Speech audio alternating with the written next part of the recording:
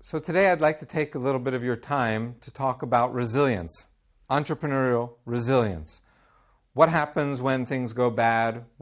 How are we when failure shows up? How do we deal with those difficult situations?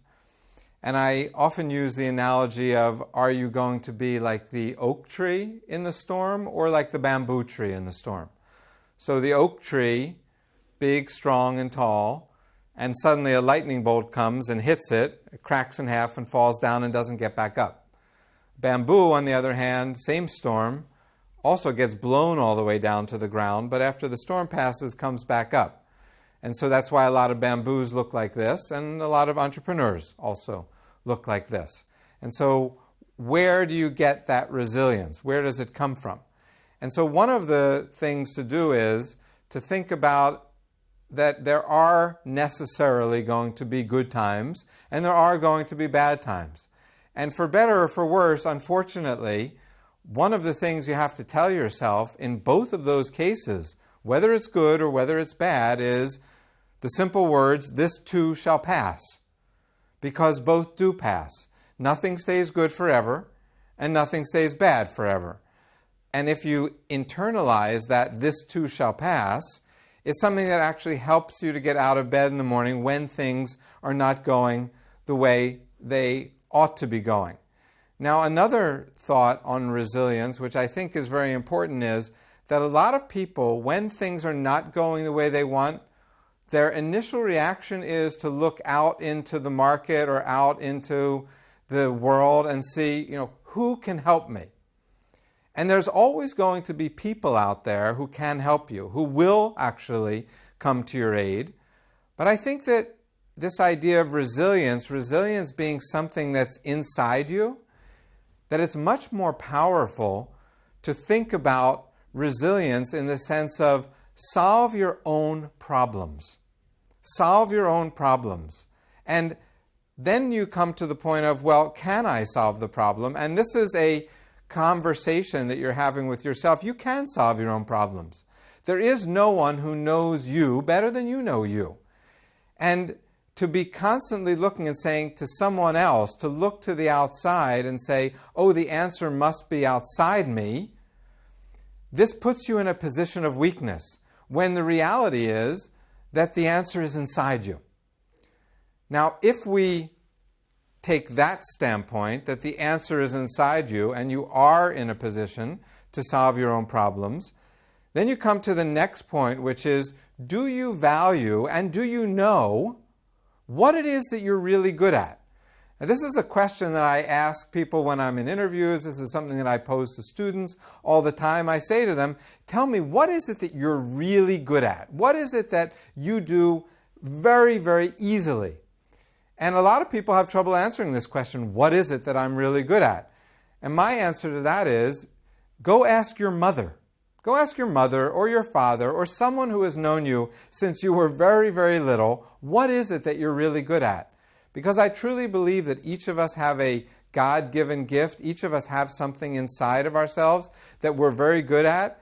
And interestingly, we have a tendency not to value our own assets. So if something comes very, very easily to you, you tend to say, oh, anybody can do that.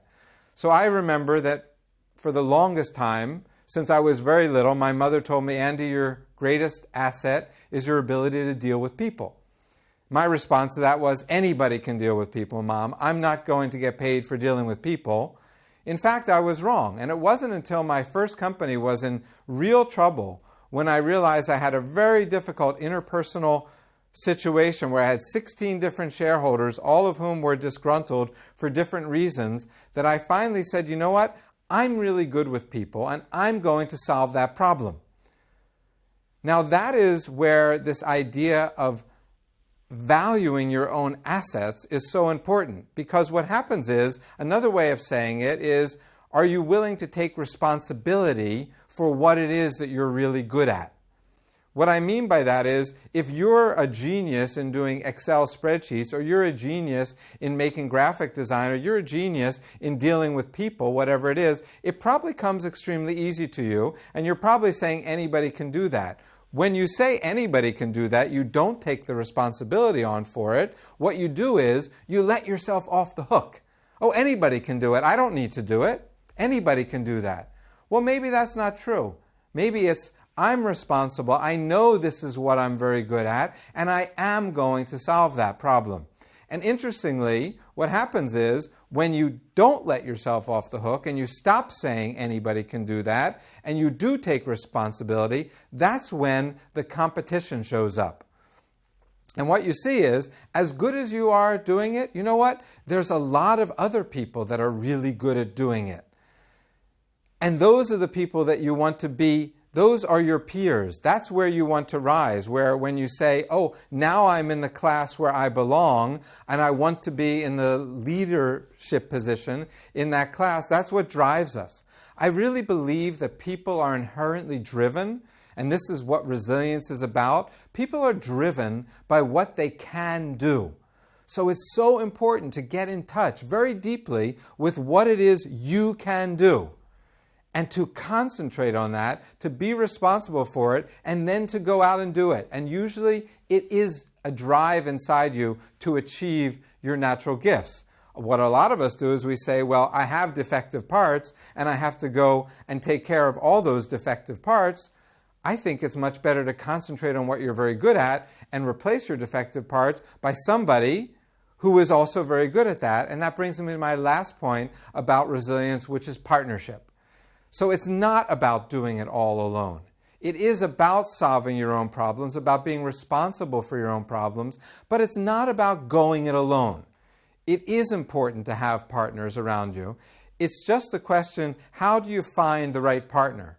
And the right partner is usually someone who has a bigger vision for you than you even have for yourself.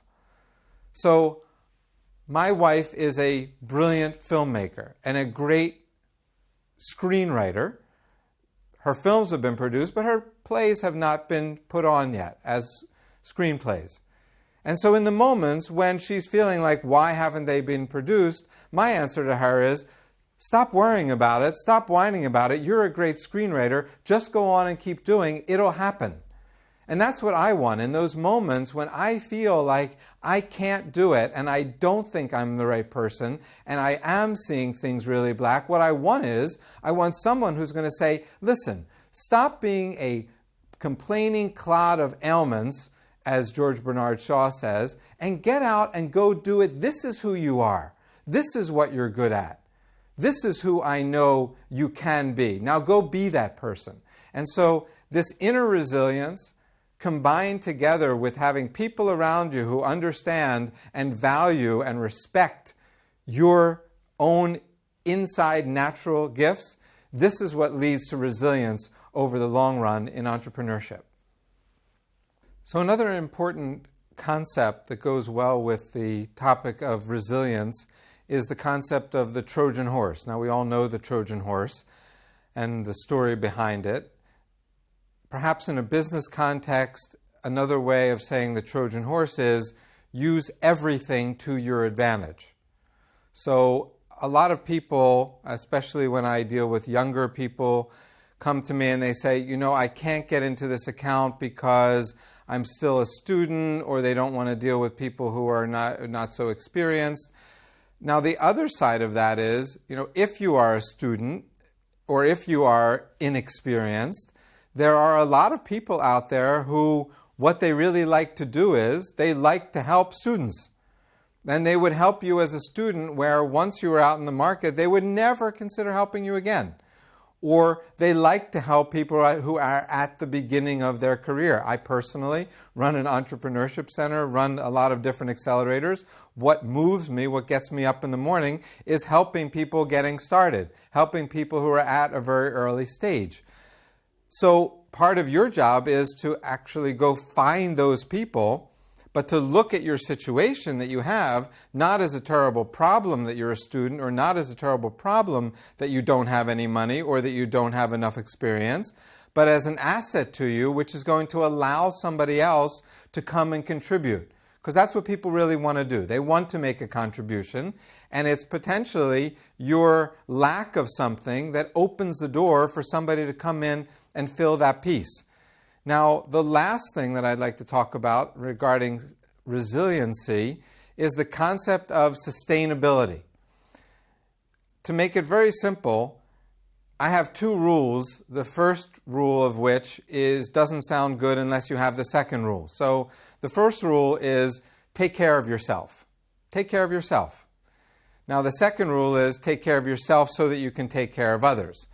Take care of yourself sounds very selfish. On the other hand, I like to use the analogy of when we're sitting in the airplane. Every time before the flight, the same announcement comes on. And what do they say? They say that in case of emergency, the mask will drop down.